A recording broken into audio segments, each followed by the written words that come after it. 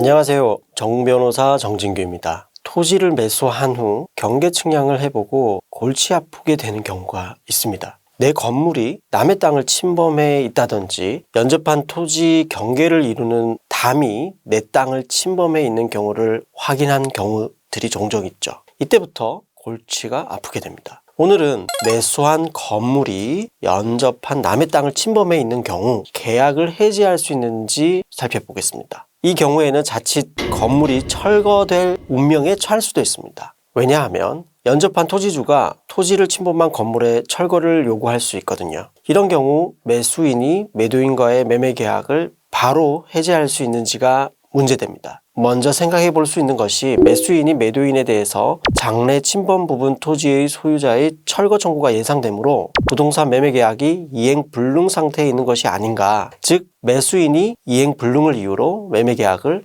해지할 수 있느냐입니다. 이행 불능과 관련해서 판례는 채무의 이행이 불능이라는 것은 단순히 절대적 물리적으로 불능인 경우가 아니라 사회생활에 있어서의 경험법칙 또는 거래상의 관념에 비추어 볼 때 채권자가 채무자의 이행의 실현을 기대할 수 없는 경우를 말하는 것이라고 보고 있습니다. 이 법리에 비추어 보면 침범 부분 토지가 타인 소유라는 사정 그 자체로 매매 계약의 일부가 잔금 지급을 기준으로 확정적으로 이행 불능에 이른 것이라고 보기 어렵습니다. 더불어 만약 건물이 지어진 지 20년이 넘었다면 점유자가 점유취득 시효 완성에 따라 침범 부분 토지를 시효 취득할 여지도 있죠. 따라서 바로 이행 불능을 이유로 매매계약 해제 주장을 하는 것은 합리적이지 않습니다. 다만 이 경우 매수인으로서는 매매계약의 이행이 불능에 이른 것으로 단정하여 곧바로 매매계약 해제를 주장할 것이 아니라 상당 기간을 정하여 매도인으로 하여금 침범 부분 토지에 대한 사용 권한을 확보할 수 있도록 하는 내용으로 그 이행을 최고한 후 매도인의 이행 거절 의사가 확실하거나 매도인이 사용 권한을 확보하는 것이 불가능하다는 사실이 객관적으로 확인된 경우 비로소 이행 지체 또는 이행 불능을 이유로 매매계약을 해제할 수 있습니다. 한편 매수인이 민법 제572조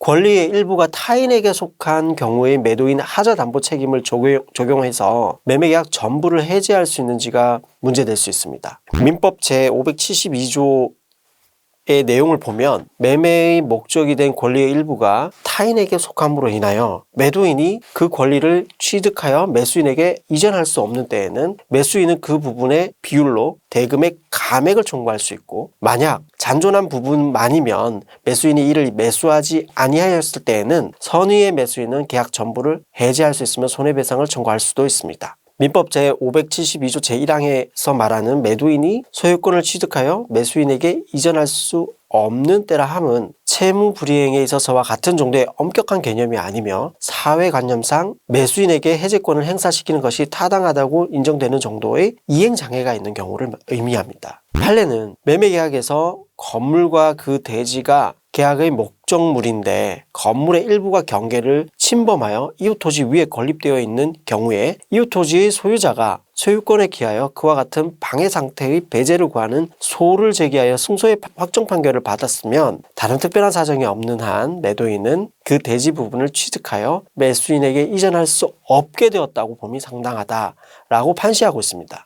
이러한 법조항과 판례 법리에 따르면 침범 부분 토지 소유자가 침범 부분 토지에 대한 철거 소송을 제기해서 승소 확정 판결이 난 경우에는 명백하게 하자담보 책임에 따라 계약 해제를 할 수 있을 것으로 보입니다. 다만 침범 부분 토지 소유자가 철거 주장이나 청구를 하지 않고 있거나 매도인이 점유취득 시효를 주장하여 침범 부분 토지 소유자에 대하여 승소 판결을 받은 사정이 있다면 하자담보 책임에 따라 계약 해제가 인정되지 않을 수도 있습니다. 대법원은 계약의 목적을 달성할 수 없게 되었는지 여부는 계약에 이르게 된 동기 및 목적, 계약 당시 당사자가 처한 상황, 목적물의 종류와 성상, 하자의 내용 및 정도, 보수에 소요되는 기간이나 비용 등 계약 체결 전후의 여러 사정들을 종합적으로 고려하여 매수인의 입장에서 객관적으로 판단하여야 한다라고 판시하고 있기 때문에 이 경우 여러 가지 상황이나 요소들을 감안하여 계약 목적을 달성할 수 없는 하자가 있는지를 판단하게 되는 것입니다. 만약 매도인이 처음부터 건물이 남의 토지를 침범한 사실을 알면서 이를 고지하지 않은 채 매매계약을 체결한 것이라면 매매계약을 취소할 수도 있습니다. 매도인이 처음부터 경계침범 사실을 알았다는 점에 대해서는 매수인이 입증하여야 하는데 이를 입증하기란 간단한 문제가 아닙니다. 매수인의 입장에서 부동산의 소유권을 꼭 취득해야 하는 상황이고 건물이 지어진 지 20년이 넘었다면 침범 부분 토지주를 상대로 점유취득 시효 완성을 주장해 볼 수 있습니다. 점유취득 시효 완성이 인정된다면 매수인은 건물 부지의 소유권을 취득할 수도 있습니다. 이번 영상에서는 매수한 건물이 연접한